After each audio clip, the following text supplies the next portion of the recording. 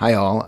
Kel Thompson here, writer, director, producer of the award-winning feature film, The Terrible Adventure, and something that I've been wanting to do for a long time as in compliance with our distributor's request to add video content to the internet, YouTube's, and LinkedIn, and Facebook, and Instagram, and all over the place. But I wanted to talk through some of our scenes and start to do some director's commentary. And so I thought I'd start with something that I hadn't shared, a scene that I don't think I've shared or spoken about before, and this is our train scene. Of course, in The Terrible Adventure, we wrote for the stars, and we went big with all of our scenes for a very micro-budgeted feature film. And we evaluated, as any feature film would, the different options and opportunities that we had for where we might be able to film. I even spoke with Amtrak about filming in one of their trains, and of course it was extremely cost prohibitive, very expensive.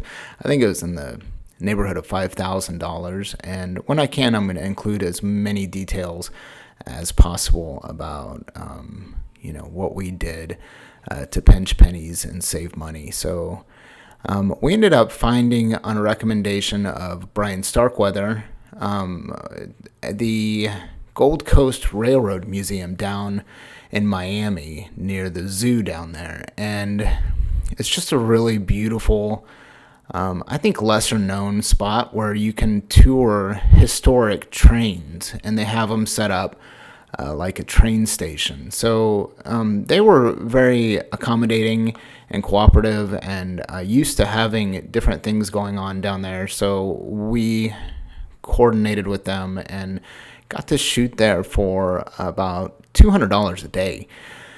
We did it in 2 days. Filming is very tedious and arduous, and hard to know what to do or how to do it a lot of times, especially when you're an independent first feature filmmaker. And this scene really came together really awesomely, in no small part thanks to the guy you see right there, Ciro Dobrick, and Santo Cortolo, and of course my kids there, Jackson Thompson and Olivia Thompson. And there's all the extras that we had on there as well. So this was just a fun scene. Ciro was a really natural, improvisational actor, and I could just give him some direction, and he understood it, what to do, when to do it, how to do it. He reminds me a lot of a best friend I had growing up. So I just really feel, and I've known him now for I don't even know how many years, but we know each other through stand-up comedy. Of course, this is Brett Engel, also very talented comedian and improvisational actor. Did a wonderful job with this scene here. And I'll show you the scene at the end of this little commentary with all the music that was done by Brett James.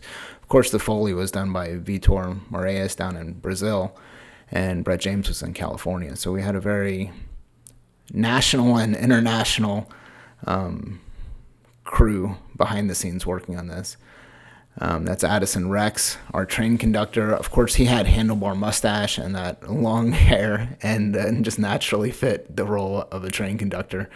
And that's all him. He just wears that hat. I'm just kidding, but he did an awesome job as well, and it's a very iconic figure. This is I would say it's one of my favorite scenes, but there's so many great scenes with Brett, just being like cartoonish and ridiculous, which, is the basis. A lot of the basis of our film is what we now call magical realism, where it's just super reality, hyper reality. It's a kind of absurd and fun, and it's a kids movie, and we didn't want to take it too seriously. We didn't want anybody to take it too seriously. It is a comedy about the environment, so it's lighthearted, fun, campy, and ridiculous. And I think everyone gets it. The only characters that sort of play it straight are the kids, are a little bit less ridiculous, and it's something that we sort of conceived of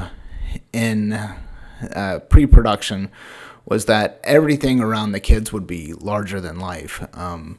And the kids are pretty much larger than life too, a little bit ridiculous. But anyway, so we got to film at the Gold Coast Railroad Museum, and we filmed in multiple places as the kids are yet again trying to escape the evil ice cream men who are trying to foil their winnings of $1 million prize. And I don't know, I think it came together really nicely. Here's one of the exhibits is a train exhibit. Fun story is one of these trains is haunted, and we made a couple visits to the haunted train and all got sufficiently freaked out by visiting the haunted train. This was the area of the haunted area of the train, and it got really freaky. They would tell us that doors closed on their own, etc. But of course, this is a classic scene where there's probably a name for this style of ridiculousness that we put in here, where the kids and Zero go through kind of a time wormhole, classic door-to-door caper chase scene where they're coming in and going out of different doors, and it's a little cinematography trick that we did for the scene. And then of course they end up in the dining room car, and it was like 9,000 degrees in there at the time, and my kids did awesome putting up with the heat. And now we've got the dad, Brett James, who has had his truck repossessed and is on a moped that he bought for his wife, ex-wife, and they're going to take that to go track down their kids as they all come together for a second time in the scene. So this is kind of funny where he goes out and takes off the wrong way. And I don't know, as an independent feature film, it's just every gag we could throw in there. We decorated this. I could go on and on about how we decorated it and what the successes and failures were as far as decorating a dining car, a classic dining car, and trying to make it fit into an independent feature film. Of course, we had to film all of this without the train moving, and we had to have the implication that the train got them from one location to another location.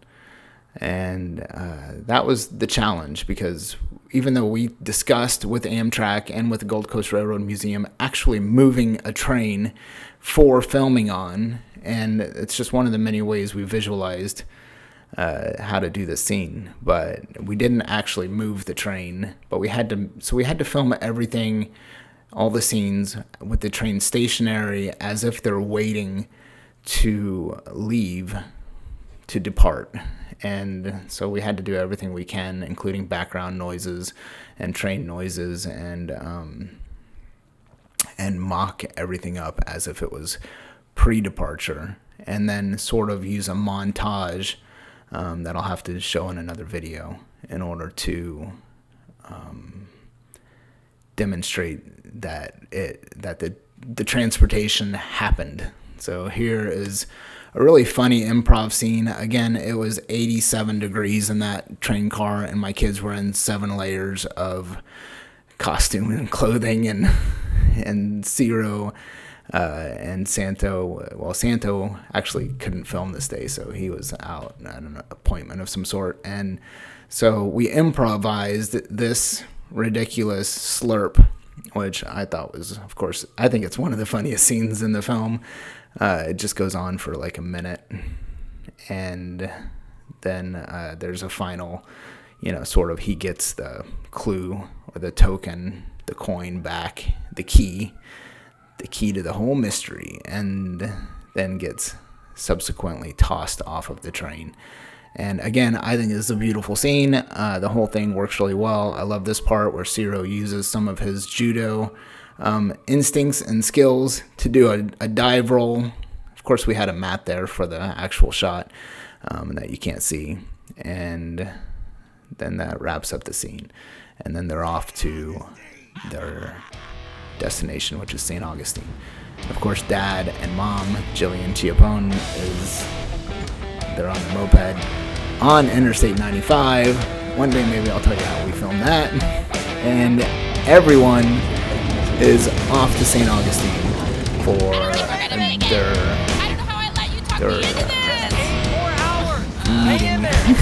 in the Castillo St. Augustine. So anyways, stay tuned for more about how we filmed first feature film. Of course, you can check it out on Amazon and YouTube and Roku. Which way is it? Come on, hurry! It's this way! We're close. It's right there.